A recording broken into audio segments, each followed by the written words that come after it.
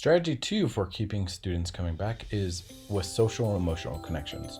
We've found through the spring of 2020 that our schools and our teachers that have the best social and emotional connections with their students fared the best when we then switched to remote learning and continued that through the remote learning process.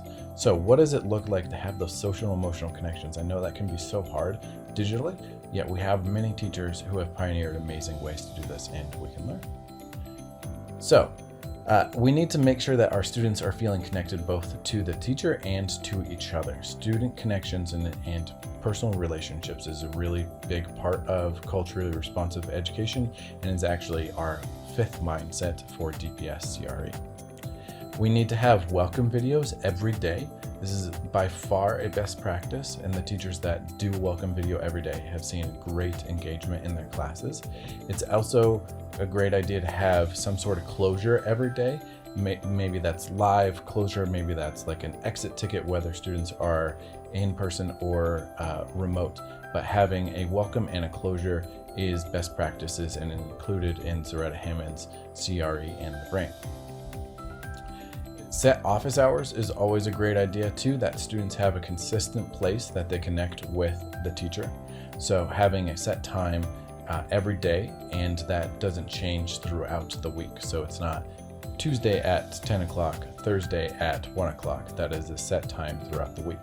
And we always need to have time for some silliness.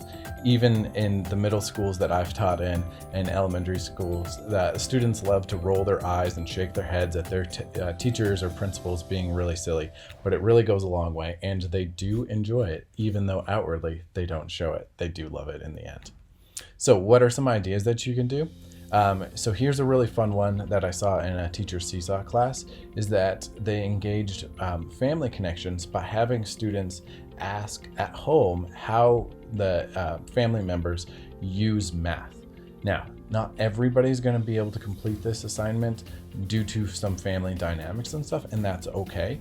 But it was really powerful to see the students interview the families. Obviously, their faces are blanked out here for student privacy, but it was a really great activity and really engaged the family in the home learning process.